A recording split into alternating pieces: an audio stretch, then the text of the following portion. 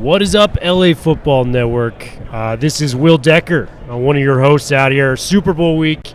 We are joined by Nick Lowry and Chris Clem. Nick Lowry, former Chiefs legend, Chiefs in the Super Bowl.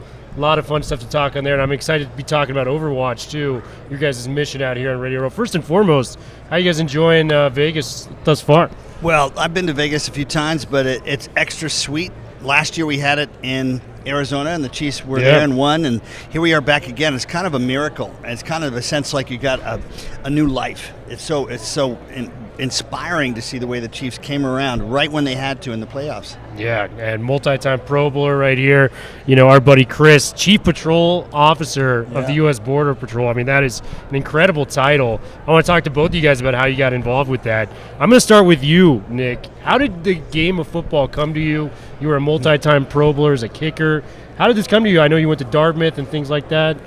Well, starting with a dad who was actually maybe why I'm sympathetic so much and empathetic to what Chris does. My dad was very senior CIA. Yeah. And World War II, he had understood the importance of intelligence. And then playing soccer in England when we lived there, my dad was chief of station, in the CIA. And then coming to the States and learning to kick and going, hey, I'm pretty good. I got cut, rejected, told I wasn't good enough 11 times by 8 teams, hung in there, and then got to beat out a guy named Jan Stenerud and break all his records and be part of the great Chiefs family.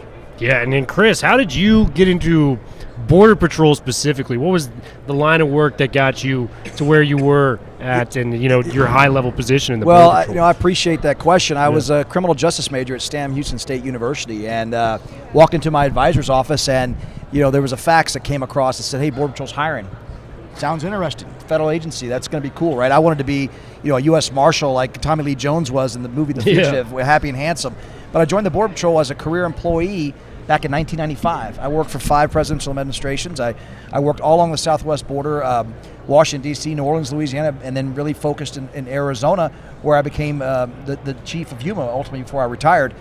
It's definitely evolved. The whole criminality of the border has changed dramatically over my 27 and a half years. But the adversary changed, so we have to change, and that's kind of what Nick and I are partnering on right now. Yeah, and you guys have such a cool partnership. I want to know how you guys met each other. How did you decide to get involved with what is now Overwatch, which is, I want to hear you guys explain exactly what that is. I'll kick it off. Well, he's a kicker, but I'll kick it off. We had a mental health and resiliency problem with law enforcement. I mean, it's a tough bunch, but there's a lot of stuff going on at the border, and it was taking a toll, and one of the best things I could do was, invest in my workforce. That's what you do as a leader. You take care of the men and women. But I thought it would be better if we brought people out that had another platform, that were champions in their own right. And so that's how I met Nick. Nick came down there with some other players, and we just continued this relationship. And so when I retired, the opportunity came about itself, and so we've been partnering with this company right now. Awesome. And, what are some of the problems you see with the border nowadays that may not be as privy to the public as we may think?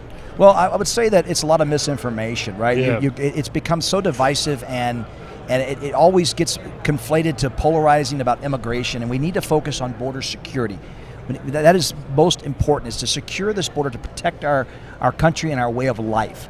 And it gets, unfortunately, because everybody has an immigration story in their lifeline, it becomes emotional. We need to focus on there is a hole in our border, and the bad actors are getting across.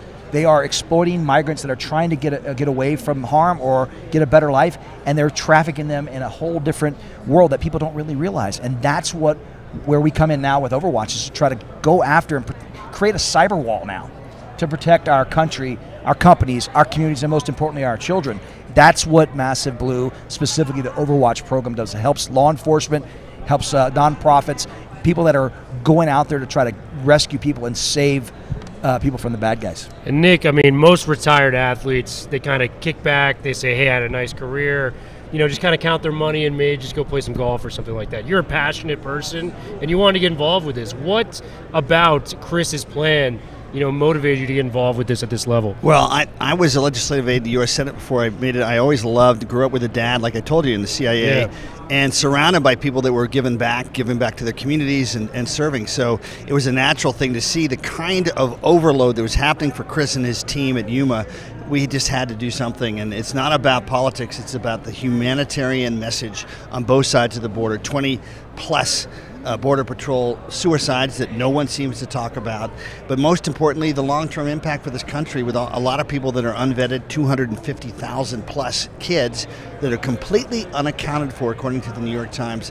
We just have to do more, and so I don't believe in retirement. I think you just shift to the things you care about the most. Absolutely. And how can we, as the public, get involved with Overwatch? Well, you can go to massiveblue.io, and it's called Overwatch, and ask us to help you out, whether you're law enforcement, a philanthropic organization or company, to help keep your people safe and make America, really what it's supposed to be.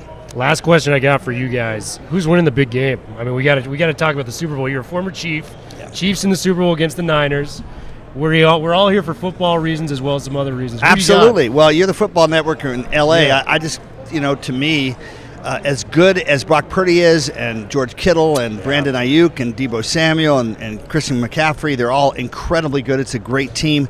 Experience counts for a lot, especially at the quarterback position. So as long as we stay humble, realize we have to earn it on the field. Chiefs 26, and the 49ers 17.